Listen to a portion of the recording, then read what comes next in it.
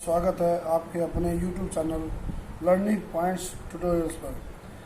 आज हम क्लास 10 का लाइफ प्रोसेस चैप्टर डिस्कस कर रहे हैं, जिसमें हमारा टॉपिक होगा न्यूट्रिशन इन एनिमल्स। हमने देखा था कि जो न्यूट्रिशंस की जो स्टेप होती है न्यूट्रिशन में, जो फूड इनटेक करता है और उसके बाद उसको यूज़ करते हैं कोई भी एनिमल है, वो हमने देखा था पिछली वीडियो में 5 स्टेप्स में वो इसको कंज्यूम करते हैं और उसको कंप्लीट डाइजेशन करते हैं। जो पहली स्टेप थी वो थी हमारी इंजेक्शन, जिसमें हमने फूड को अंदर लिया था माउथ में, जैसे अगर हम मैमल्स की बात करें। और फिर उसके बाद थी डाइजेशन,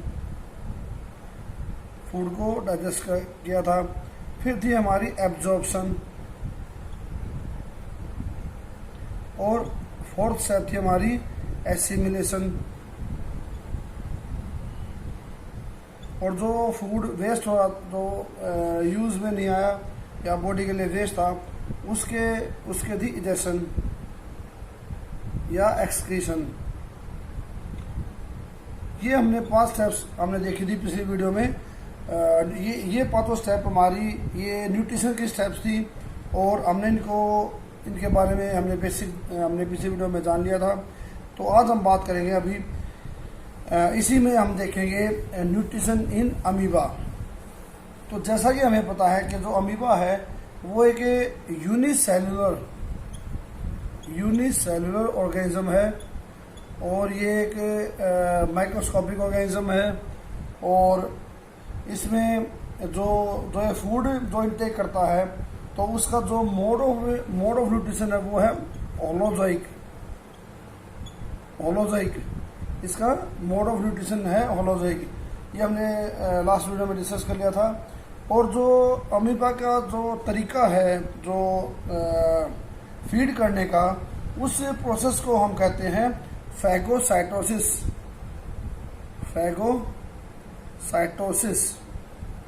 इसमें जो वर्ड है, तो इसमें वर्ड है फैगोसाइटोसिस। इसका मतलब होता है सेल फीडिंग। इसका जो मीनिंग आता है वो आता है सेल फीडिंग। इसमें क्या होता है, जो अमीबा होता है वो इसमें आप ये ध्यान रखना कि जो न्यूट्रिशन की जो टाइप है वो इसमें है होलोजोइक। और जो मोड ऑफ न्यूट्रिशन है जो होलोजोइक है, वो इसमें मोड ऑफ न्यूट्रिशन तो है इसमें होलोजोइक। और जो प्रोसेस है वो है फैगोसाइटोसिस। इसमें प्रोसेस है फैगोसाइटोसिस। ये अमीबा का हम केस डिस्कस कर रहे हैं।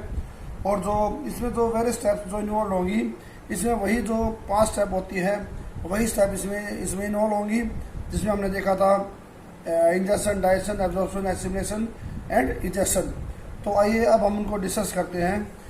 हमें पता है कि जो अमीबा है वो एक यूनिसेल्युलर ऑर्गेनिज्म है। तो सपोज ये अमीबा, क्योंकि इसकी कोई शेप नहीं होती, इसकी कोई फिक्स शेप नहीं है अमीबा की। तो सपोज ये अमीबा है और इसमें हो गया इसका न्यूक्लियस। यहाँ पर हमारा मेन मोटो है उसमें न्यूट्रिशन की स्टेप शो करना। तो इसमें न्यूट्रिशन में क्या होता है, ये सपोज ये है कोई सेल, ये सेल है या कोई ऑर्गेनिक मटेरियल, तो इसको फीड कराना अमीबा ने। तो अमीबा की ये जो बाउंड्री है, ये इसके अराउंड, सपोज ये सेल है, तो अमीबा एक स्ट्रक्चर क्रिएट करता है, जो कि क्योंकि अमीबा की कोई फिक्स शेप नहीं होती, और ये इसके अराउंड एक स्ट्रक्चर क्रिएट करेगा। और इस स्ट्रक्चर को हम बोलते हैं स्यूडोपोडिया।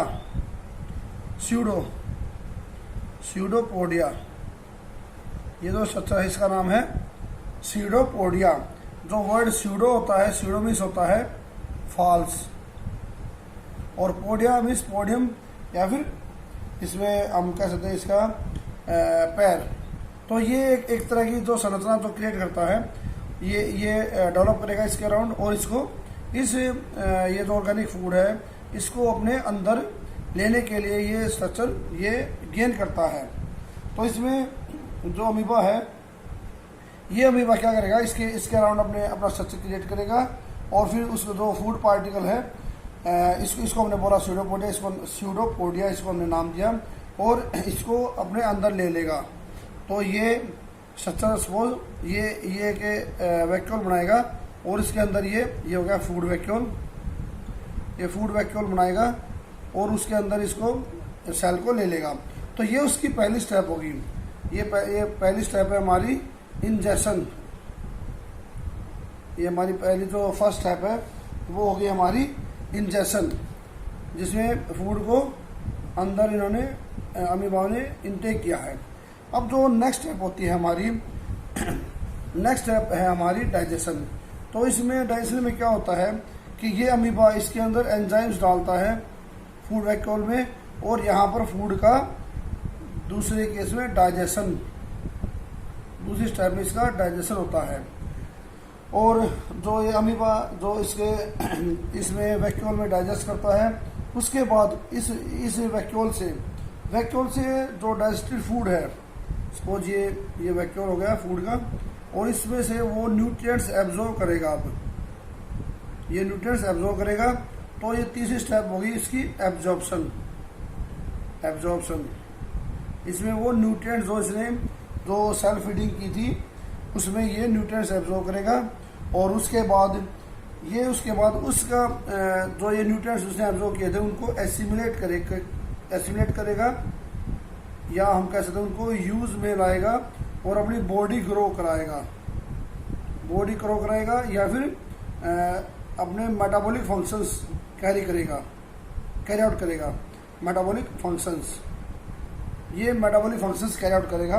और इसमें लास्ट स्टेप में इजेशन, इस स्टेप में क्या होगा, जो इसमें जो फूड पार्टिकल जो डाइजेस्ट नहीं हुआ या जो अनडाइजेस्टेड पार्टिकल था, वो फिर ये लास्ट स्टेप में ये अपने जो स्ट्रक्चर फॉर्म किया था उसको ये रप्चर कर देगा और इसको जो अनडाइजेस्टेड फूड उसको बाहर निकाल देगा।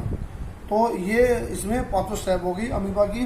और इसमें हमने देखा कि इसमें मेन पॉइंट है वो था इसमें मोड ऑफ न्यूट्रिशन, जो कि इसमें होलोजोइक है और ये फैगोसाइटोसिस प्रोसेस होता है जो कि सेल फीडिंग है और ये स्ट्रक्चर बनाता है जो उसको हम कहते हैं स्यूडोपोडिया। स्यूडो वर्ड होता है फॉल्स, तो एक फॉल्स स्ट्रक्चर क्रिएट करता है और फूड वैक्यूल के थ्रू इसको अपने अंदर लेता है, जिसको हम कहते हैं इंजेक्शन। उसके बाद इसका डाइजेशन होता है, फिर ये न्यूट्रिएंट्स को एब्जॉर्ब करेगा और एब्जॉर्ब न्यूट्रिएंट्स को एसिमिलेट करा के और जो अनडाइजेस्टिव फूड है उसको ये बॉडी से आउट कर देगा, जिसे हम कहते हैं इजेक्शन या एक्सक्रीशन। तो ये हमने देखा कि ये अमीबा में हमने मोड ऑफ न्यूट्रिशन देखा, या हम कह सकते हैं न्यूट्रिशन इन अमीबा, ये हमने इसमें स्टडी किया। इसी तरह से ये हमें पता है कि एक पैरामीशियम भी इसी तरह का एक ऑर्गेनिज्म है जिसकी शेप कुछ ऐसी चप्पल टाइप की होती है, जिसे हम कहते हैं स्लीपर टाइप की इसकी शेप होती है। ये इसमें जैसे माउथ है, यहाँ पे इसका माउथ हो गया और इसकी बॉडी पे स्मॉल हेयर लाइक स्ट्रक्चर्स होते हैं जिनको हम नाम देते हैं सीलिया। ये इसमें सीलिया इसको नाम देते हैं। यहाँ पर हम देखते हैं कि जो सीलिया होता है ये फूड सपोज ये फूड पार्टिकल है, तो ये सीलिया इसके अराउंड आता है और इसको अपने सीलिया के थ्रू ये फूड पार्टिकल मूव कराता है माउथ की तरफ। ये है पैरामीशियम। जो पैरामीशियम है वो अपने सीलिया के थ्रू या ये जो हेयर लाइक स्ट्रक्चर्स हैं इनके थ्रू इस फूड पार्टिकल को माउथ की तरफ लाता है और इस टाइप को बोलते हैं इंजेक्शन। बाकी सभी कुछ इसमें सेम अमीबा की तरह होता है। ये बस इसमें माउथ है और अमीबा में स्यूडोपोडिया एक स्ट्रक्चर था, ठीक है। और इसमें तो इसके बाद ये फिर ये वैक्यूल बनाएगा और यहाँ पर इसको डाइजेस्ट करेगा, फिर न्यूट्रिएंट्स एब्जॉर्ब करेगा, उनको एसिमिलेट करेगा और जो अनडाइजेस्टेड फूड है वो फिर ये एक्सपेल कर देगा। तो इसी तरह से हमने देखा कि पैरामीशियम में भी जो मोड ऑफ न्यूट्रिशन है वो अमीबा की तरह है, सिर्फ इसमें डिफरेंस आता है उसके इंजेक्शन में। अब हम बात करेंगे ह्यूमन बींग्स में न्यूट्रिशन। यहाँ पर हमारा जो मेन टॉपिक है अब न्यूट्रिशन इन ह्यूमन बींग्स। जो हमारा हमने देखा अभी यूनिसेलुलर ऑर्गेनिज्म में, अब हम बात करेंगे यहाँ पर मल्टी सेलुलर ऑर्गेनिज्म, जिसमें हम बात करेंगे ह्यूमन बींग्स का डाइजेस्टिव सिस्टम। तो जो ह्यूमन बींग्स में जो न्यूट्रिशन होता है वो हमारे डाइजेस्टिव सिस्टम के थ्रू होता है। डाइजेस्टिव सिस्टम जिसको हम कहते हैं एलिमेंट्री कैनाल। एलिमेंट्री कैनाल, इसको हम एलिमेंट्री कैनाल बोलते हैं। और ये डाइजेस्टिव सिस्टम है हमारा, और इसके साथ कुछ ग्लैंड्स जिनको हिंदी में कहते हैं ग्रंथि, ये ग्रंथि भी अटैच होती हैं, जिनके फंक्शंस को भी हम लेटर ऑन इसी टॉपिक में स्टडी करेंगे। तो जो डाइजेस्टिव सिस्टम है ह्यूमन बींग्स का, वो जो स्टेप्स हमने फॉलो की थी न्यूट्रिशन में, 5 स्टेप, वही स्टेप ह्यूमन बींग्स में भी फॉलो होती हैं। और जो डाइजेशन स्टार्ट होता है वो होता है हमारा माउथ से। जो डाइजेशन की जो पहली स्टेप होती है वो होती है हमारी इंजेक्शन की। और क्योंकि ह्यूमन बींग्स के अंदर माउथ जो है ओपनिंग है, जहाँ से कोई भी ह्यूमन बींग फूड इनटेक करता है। तो इसके अलावा जो डाइजेस्टिव सिस्टम होते हैं, अगर हम सीक्वेंस की बात करें तो सबसे पहले माउथ आता है, फिर ओसोफेगस, ये इसमें ओसोफेगस हो गया। उसके बाद आता है हमारा स्टमक। जो ओसोफेगस होता है उसको हम फूड पाइप भी बोलते हैं, we call it food pipe. और इसके बाद स्टमक आता है। स्टमक के बाद हमारी स्मॉल इंटेस्टाइन। हालांकि स्मॉल इंटेस्टाइन लेंथ में लार्ज होती है, लेकिन इनकी नैरो शेप के कारण इनको स्मॉल इंटेस्टाइन बोलते हैं। फिर आती है हमारी लार्ज इंटेस्टाइन।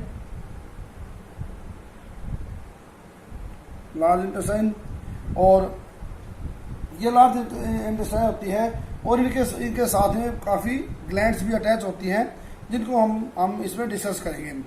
तो आइए अब हम बात करते हैं अपने डाइजेशन इन ह्यूमन बींग्स।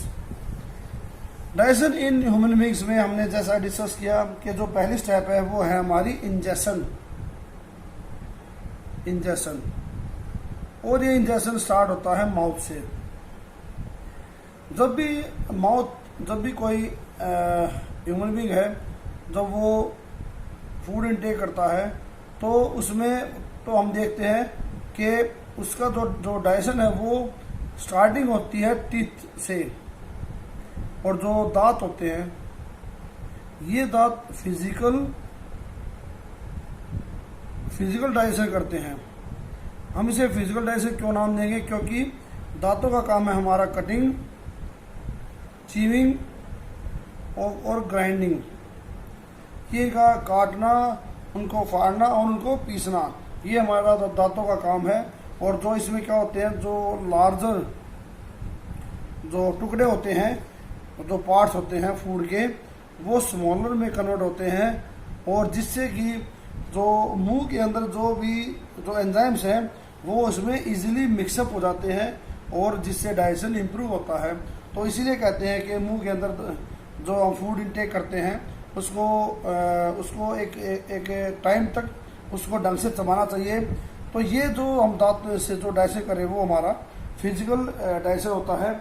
और इसमें ये हमारा माउथ से स्टार्ट हो जाता है डाइजेशन। अब माउथ के अंदर होते हैं हमारी सलेवरी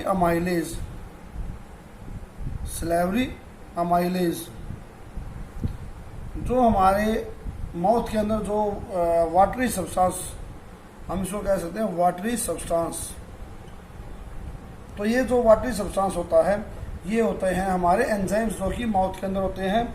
और ये जो माउथ के अंदर जो हमारे वाटरी सब्सटेंस हैं, ये वाटरी सब्सटेंस ये मिक्सअप होते हैं जब हम दांत से इसको इनको फिजिकल डाइजेशन करते हैं, तो उस टाइम पर ये मिक्सअप होते हैं। और इसमें जो ग्लैंड्स एसोसिएटेड होती हैं, रूटेड, एक ये ग्लैंड होती है जो कि कान के नीचे होती है, बिलो ईयर्स होती है। एक होती है सब मैक्सिलरी ग्लैंड होती है, और एक होती है हमारी सबलिंगुअल। ये हमारे 3 ग्लैंड्स हैं जो कि मिलकर स्लेवरी अमाइलेज एंजाइम बनाती है, या हम कहते हैं वाटर सब्सटेंस बनाती है, जिसे हम कॉमन नेम में सलाइवा भी बोलते हैं, जिसको हिंदी में लार। और ये हमारे 3 लार ग्रंथियां होती हैं। इस स्लेवरी अमाइलेज के अंदर जो मेन एंजाइम होता है वो होता है टाइलिन। ये एंजाइम मेन होता है, टाइलिन एंजाइम होता है। और ये जो मुंह का जो पोर्शन होता है उसे हम बोलते हैं बक्कल कैविटी। ये हमारा माउथ के पोर्शन को बोला जाता है। तो ये जो बक्कल वर्ड होता है, बक्कल वर्ड एसोसिएटेड है माउथ से। तो ये जो सलेवरी अमाइलेज होता है, ये करीबन पर डे करीबन 1 से 1.5 लीटर तक प्रोड्यूस होता है बॉडी में, या हम कहते हैं माउथ में। और जो सलाइवा जो कंसिस्ट होता है, जो कंटेन करता है, वो म्यूकस, वाटर, लाइसोसोम्स और एंजाइम टाइलिन। जो इसमें जो ये बक्कल कैविटी के अंदर जो हमारा सलाइवा अमाइलेज है, इसमें अगर हम देखें तो इसमें टाइलिन तो मेन एंजाइम होता है, इसके साथ म्यूकस, वाटर और लाइसोसोम्स इसमें साथ में होते हैं इसके। और जो इनका जो फंक्शन होता है, यहाँ पर जो सलेवरी अमाइलेज का जो मेन फंक्शन होता है वो होता है हमारा मेनली ये कार्बोहाइड्रेट पे काम करती है। ये कार्बोहाइड्रेट को माल्टोज में कन्वर्ट करती है। जो सलाइवा होता है वो, जिसे हम सिंपल कार्ब्स या कार्बोहाइड्रेट कहते हैं इसको, या इसमें हम कहते हैं ग्लूकोज, ये इनको माल्टोज,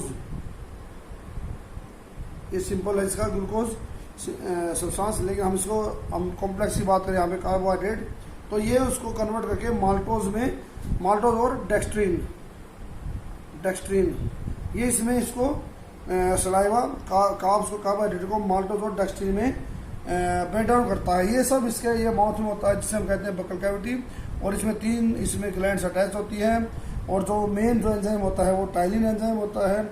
इसके साथ सलाइवा में म्यूकस, वाटर और लाइसोसोम्स भी साथ में होते हैं। अब हमें पता है जो लाइसोसोम्स होते हैं, इनका मेन फंक्शन लाइसोसोम्स, ये जो लाइसोसोम्स होते हैं, इनका मेन फंक्शन होता है जो फूड के साथ जो अनवांटेड पार्टिकल्स आते हैं, ये उनको डाइजेस्ट करता है, उनका ब्रेक डाउन करता है, या हम कह सकते हैं एंटी माइक्रोबियल ये एंजाइम होता है। और ये बैक्टीरिया वगैरह को ये ब्रेक डाउन करता है, उनको ये तोड़ता है। और अब ये जो सलेवरी अमाइलेज होता है, इसमें जो वाटर और म्यूकस होते हैं, ये इसको जो फूड पार्टिकल हम खाते हैं, सॉलिड फूड इनटेक कर रहे हैं, उसको ये वाटरी सब्सटेंस में उसको डिजोल्व करते हैं, जिससे कि डाइजेशन हमारा इजी हो जाता है। तो अब ये जो सलाइवा है ये डाइजेशन करता है।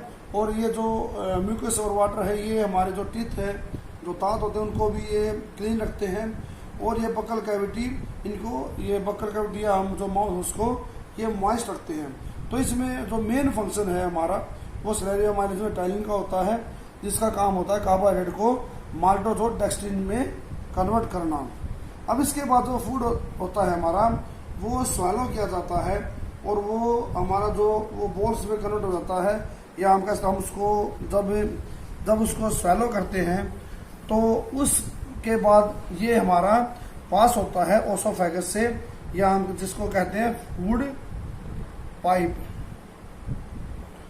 जो कि हमारी नेक का पोर्शन है, इसमें ये फूड पाइप होता है। ये जो ओसोफेगस है, इसमें होता है ये जो ओसोफेगस है, या जो फूड पाइप है, ये एक नैरो मस्कुलर डिस्टेंसिबल ट्यूब होती है जो कि फाइनेक्स को कनेक्ट करती है स्टमक से। ये फूड पाइप जो ओसोफेगस है, ओसोफेगस या फूड पाइप, ये कनेक्ट करती है हमारे फेरिंग्स को स्टमक से। और इसमें जो इसकी लेंथ करीबन अप्रोक्स 25 सेंटीमीटर के आसपास होती है।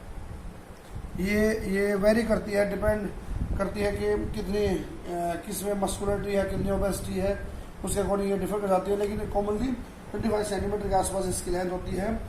और इसमें जब फूड स्वेलो किया जाता है तो उस टाइम पर जो हमारी जो एक कैनाल होती है या जो फूड पाइप है जो ओसोफेगस का, वो पुश करता है फूड को स्टमक की तरफ। सपोज ये हमारी ये माउथ होगा और ये चिन और ये हमारी नेक होगी, और ये जो माउथ से जो फूड आता है ये हमारा इसको डाउनवर्ड जो स्वेलो कर है, तो उस टाइम पर ये मसल्स, ये जो फूड पाइप यहाँ पर अपना काम करता है और ये मूवमेंट करता है जिसे हम कहते हैं पेरिस्टाल्टिक मूवमेंट। ये होती है पेरिस्टाल्टिक मूवमेंट, जिसके कारण इस पेरिस्टाल्टिक मूवमेंट के कारण जो फूड पार्टिकल होते हैं वो स्क्वीज होते हैं और एक वो पेस्ट टाइप में कन्वर्ट होते हैं और वो थ्रोबैक माउथ से नहीं हो पाते। जो पेरिस्टाल्टिक मूवमेंट है ये फूड को डाउनवर्ड स्टमक में पहुंचाने के लिए हेल्पफुल होती है। अब इसके बाद जो फूड पाइप से जो हमारा फूड है वो आता है स्टमक में, जहाँ पर हमारा डाइजेशन स्टार्ट होता है। मेनली सभी न्यूट्रिएंट्स का जो डाइजेशन है वो तो स्टार्ट हो जाता है हमारा माउथ से, जिसमें टीथ फिजिकल डाइजेशन भी करता है और टाइलिंग एंजाइम जिसमें केमिकल डाइजेशन करता है स्टार्ट। लेकिन जो स्टमक होता है वो हमारा जे शेप्ड का पार्ट, जे शेप्ड होता है और ये बॉडी के लेफ्ट हैंड साइड में होता है। ये हमारा जो स्टमक है उसकी शेप कुछ इस तरीके से होती है। ये हमारा ये स्टमक होता है। इस स्टमक में जो फूड आता है तो ये स्टमक इसमें ये, क्योंकि इसके अंदर होता है गैस्ट्रिक जूस। जो स्टमक का पोर्शन है वो हमारा उसमें गैस्ट्रिक जूस होता है। और ये जो गैस्ट्रिक जूस होता है इसमें ये जो गैस्ट्रिक जूस होता है इसमें जो मेनली जो एंजाइम होते हैं हमारे वो होते हैं HCl। ये HCl एसिड होता है और इसके अलावा होता है म्यूकस और इसमें होता है पेप्सिन एंजाइम। ये सभी गैस्ट्रिक जूस के अंदर पाए जाते हैं। अब हम देखेंगे इनके फंक्शंस। जो HCl है इसका काम होता है, ये जो पेप्सिन होता है ये इनएक्टिव फॉर्म में होता है जिसको हम बोलते हैं पेप्सिनोजन। ये इनएक्टिव फॉर्म होती है एंजाइम की, इनएक्टिव फॉर्म, और जो पेप्सिन होती है वो होती है एक्टिव फॉर्म। तो HCl का मेन काम है पेप्सिनोजन को एक्टिव फॉर्म में कन्वर्ट करना पेप्सिन में, और इसका जो सेकंड काम है वो है बैक्टीरियाज को किल करना, और थर्ड इसका काम है पीएच प्रोवाइड करना, पीएच मेंटेन करना। जो पीएच होता है, क्योंकि जो माउथ से जो फूड आता है उसकी नेचुरल अल्कलाइन टाइप की होती है, और ये जो फूड जो इसके जो पेप्सिन एंजाइम के लिए जो रिक्वायर्ड पीएच है वो है एसिडिक मीडियम होता है इसके लिए, जो पेप्सिन के लिए, या प्रोटीन को डाइजेस्ट करने वाले एंजाइम्स जो होते हैं उन्हें हम कहते हैं एंजाइम बोलते हैं। और इनके लिए जो परफेक्ट जो मीडियम होता है वो होता है एसिडिक। तो जो HCl है वो उसके यहाँ पे 3 काम हो गए। एक तो ये एसिडिक मीडियम प्रोवाइड करना, एक बैक्टीरियाज को किल करना, और जो इनएक्टिव एंजाइम्स है उनको एक्टिव करना, जैसे पेप्सिन होता है उनको पेप्सिन में कन्वर्ट करता है। तो इस तरीके से फिर ये जो पेप्सिन है ये प्रोटीन पर अपना काम करता है और ये डाइजेस्ट करता है प्रोटीन को, जो कि आगे फर्दर अमीनो एसिड्स में ब्रेक होते हैं। और जो ये जो म्यूकस है, म्यूकस का काम होता है ये जो HCl है उससे वॉल्स को प्रोटेक्ट करना, वॉल्स का प्रोटेक्शन। म्यूकस का काम है मेनली HCl के साइड इफेक्ट से जो गैस्ट्रिक वॉल है, इनर वॉल है, स्टमक की जो वॉल से अंदर की इनर वॉल से उनको प्रोटेक्ट करता है यह म्यूकस अपनी कवरिंग करके। अगर इस म्यूकस की कमी हो जाती है तो हमारी जो HCl एसिड है वो हमारे स्टमक की जो इनर वॉल्स उनको बर्न कर देता है और जिसके कारण अल्सर टाइप की डिजीज होती है, इससे अल्सर टाइप की डिजीज हो जाती है। तो यहाँ पर हमने देखा कि पेप्सिन जो एंजाइम है वो प्रोटीन का डाइजेस्ट करता है, उनको अमीनो एसिड्स में कन्वर्ट करता है, और जो म्यूकस होता है वो HCl एसिड से स्टमक की इनर वॉल्स को प्रोटेक्ट करता है, और जो HCl होता है वो पेप्सिन को पेप्सिन में कन्वर्ट करता है और प्रोटीनेज एंजाइम्स के लिए एसिडिक मीडियम प्रोवाइड करता है और बैक्टीरिया वगैरह को किल करता है। अब यहाँ पर जो स्टमक है उसके अंदर फूड करीबन 3 से 4 आवर्स तक ये डाइजेस्ट होता है, और उसके बाद जो फूड है वो जाता है हमारा स्मॉल इंटेस्टाइन में। स्मॉल इंटेस्टाइन,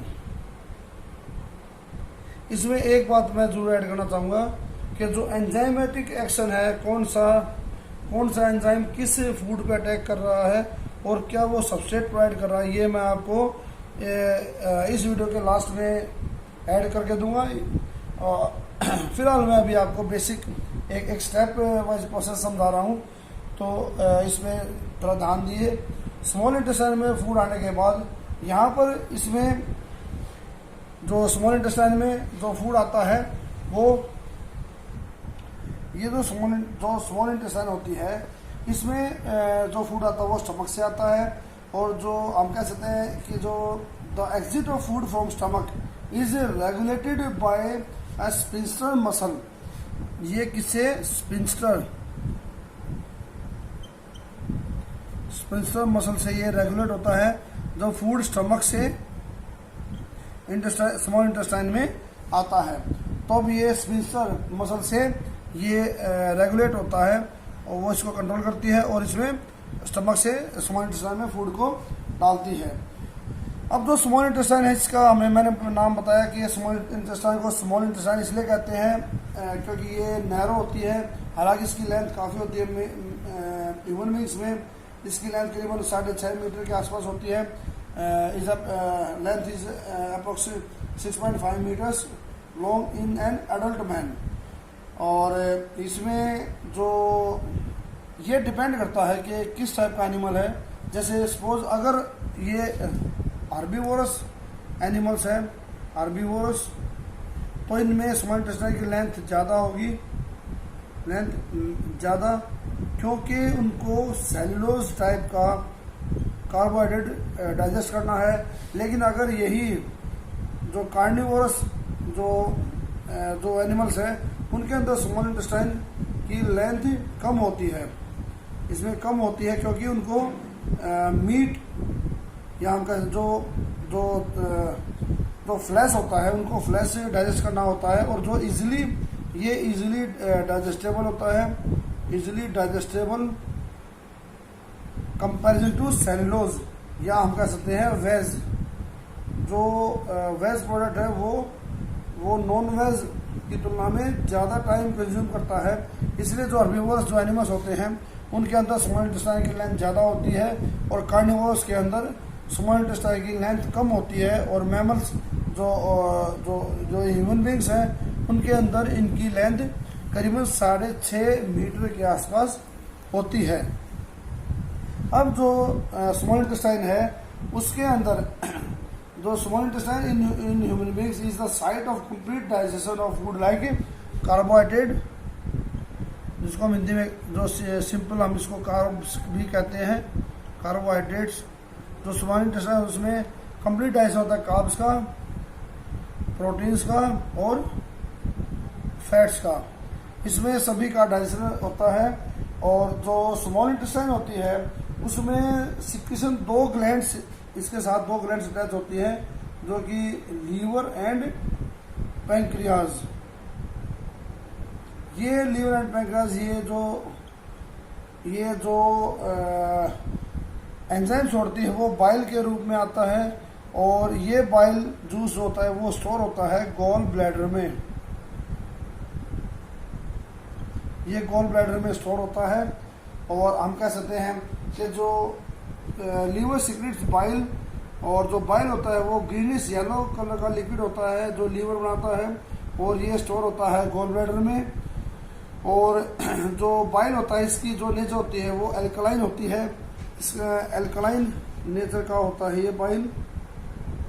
इस बाइल का मेन फंक्शन होता है जो स्टमक से जो फूड आया है उसको, उसके एसिडिक मीडियम को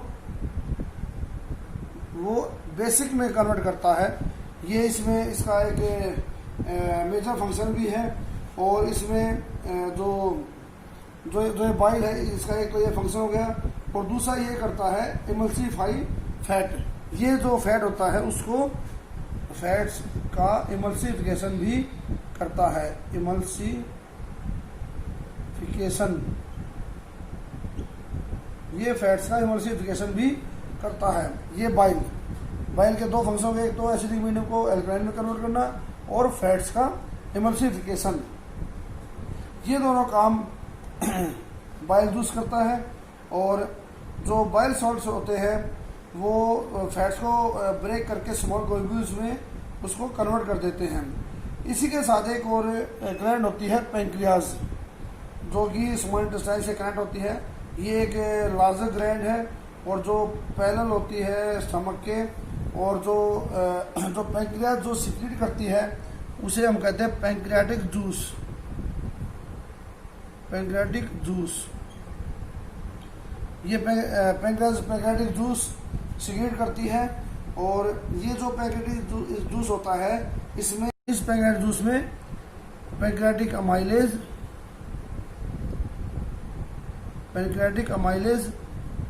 लाइपेज और ट्रिप्सिन एंजाइम, ये जो अमाइलेज होता है ये कार्ब्स पे अटैक करता है, जो लाइपेज होता है वो फैट्स पे अटैक करता है, और जो ट्रिप्सिन जो एंजाइम होता है वो प्रोटीन्स पे अटैक करता है।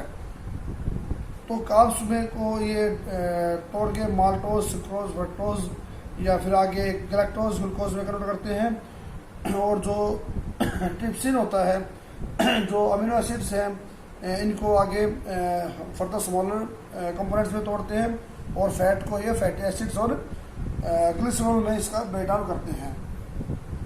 तो हमने देखा कि जो स्मॉल इंटेस्टाइन होता है इसमें तीनों का डाइजेशन स्टार्ट होता है, और इसमें अमाइलेज, लाइपेज और ट्रिप्सिन, इसमें ये इसके एंजाइम्स हैं। अब जो स्मॉल इंटेस्टाइन होती है ये इसके अंदर भी ये स्मॉल इंटेस्टाइन भी ये हम कह सकते हैं कि इंटेस्टाइनल जूस सीक्रेट करती है, और उसमें भी काफ़ी तरह के एंजाइम्स होते हैं जो कि कार्बोहाइड्रेट्स को ग्लूकोज में तोड़ते हैं, और प्रोटीन्स को अमीनो एसिड में तोड़ते हैं, और फैट्स को फैटी एसिड और ग्लिसरॉल में इसका ब्रेक डाउन करते हैं। और जो प्रोसेस है डाइजेशन का वो कन्वर्ट ये क्या करता है, जो डाइजेशन का जो प्रोसेस होता है एक लार्ज और जो इनसॉल्युबल जो प्रोडक्ट्स है, जो सब्सटेंस है उसको ये स्मॉलर एंड सॉल्युबल प्रोडक्ट्स में कन्वर्ट करते हैं, और इनको कन्वर्ट करने वालों को हम कहते हैं एंजाइम्स। जैसा कि हमने देखा था प्रोटीनेज, ये जो एंजाइम्स होते हैं ये बायो कैटलिस्ट होते हैं, और इनके लिए ये जो एंजाइम्स होते हैं इनके एज से ये डिनोट होते हैं, इनके पीछे एज, ये एज से डिनोट होते हैं, इनके पीछे एज होता है। जैसे माल्टोज को पे अटैक करने वाला माल्टेज, प्रोटीन पे अटैक करने वाला प्रोटीनेज, ये इस टाइप से एंजाइम डिनोट होते हैं। अब इनके बाद जो फूड होता है वो फूड फर्दर ये आगे जाता है लार्ज इंटेस्टाइन में, और लार्ज इंटेस्टाइन में इनका एब्जॉर्प्शन स्टार्ट होता है इंटेस्टाइन, जो कि क्वाइल्ड होती है बॉडी में इस तरीके से, और लास्ट में आता है एनस। ये लार्ज इंटेस्टाइन यहाँ पे होती है ऐसे, और स्मॉल इंटेस्टाइन यहाँ पर होती है बीच में क्वाइल्ड शेप में। ये जो लार्ज इंटेस्टाइन होती है इसमें फूड का एब्जॉर्प्शन स्टार्ट होता है, यहाँ पर मेन एब्जॉर्प्शन स्टार्ट होता है। इस लार्ज इंटेस्टाइन में जो वॉल्स होती है उसमें इस टाइप के स्ट्रक्चर्स होते हैं, और ये इसमें ये हेयर लाइक स्ट्रक्चर्स जिसको हम बोलते हैं विलाई, VILLI विलाई। ये विलाई जो होती है यहाँ ये न्यूट्रिएंट्स का एब्जॉर्प्शन करती है, और इनके पीछे होता है ब्लड वेसल्स, और ये न्यूट्रिएंट्स को पोर करती हैं, या हम कह सकते हैं न्यूट्रिएंट्स को डालती है इन ब्लड वेसल्स में, और ब्लड वेसल्स में डालने के बाद उसके बाद आता है इसका एसिमिलेशन, और ये ब्लड वेसल्स के थ्रू जो न्यूट्रिएंट्स होते हैं वो पूरी बॉडी में, बॉडी की हर एक सेल तक पहुंचते हैं, ट्रांसपोर्ट हो जाते हैं, और जहाँ पर इनका यूज़ होता है डाइजेस्ट होते हैं, जो सेल्स को जो भी फंक्शन करना है इनका न्यूट्रिएंट्स का यूज़ करते हैं, और इस तरह से ये प्रोसेस चलता है। और यहाँ पर जो वेस्ट जो प्रोडक्ट होता है जो एब्जॉर्ब नहीं होता वो एनस के थ्रू ये एक्सक्रीट कर दिए जाते हैं, या इजेशन कर दिया जाता है। तो हमने देखा इस तरीके से ये ह्यूमन बींग्स के अंदर ये डाइजेशन कंप्लीट कैरी आउट होता है, और क्या कह सकते हैं हम न्यूट्रिशन ये कैरी आउट होता है। और इसमें हमने इसको डिटेल में अभी डिस्कस नहीं किया, हमने सिर्फ स्टेप्स देखी इसमें, क्योंकि वीडियो काफ़ी लंबी बन गई। तो मैं इसमें जो कंप्लीट कौन सा एंजाइम किस फूड पे काम करता है और उसको कैसे कन्वर्ट करता है, और इसमें मैं एक और जो अगली वीडियो बनाऊंगा इसके लिए, क्योंकि ये बहुत ज़्यादा बड़ी होगी वीडियो, तो उसमें जो अगली वीडियो होगी उसमें हम एंजाइम्स देखेंगे, एंजाइम्स और उनके सबस्ट्रेट्स या फूड पार्टिकल किन पे वो अटैक करते हैं, और न्यूट्रिएंट्स के बारे में भी जानेंगे, जिसमें हम देखेंगे कि कार्ब्स हमारी बॉडी में क्या करते हैं, प्रोटीन क्या करते हैं।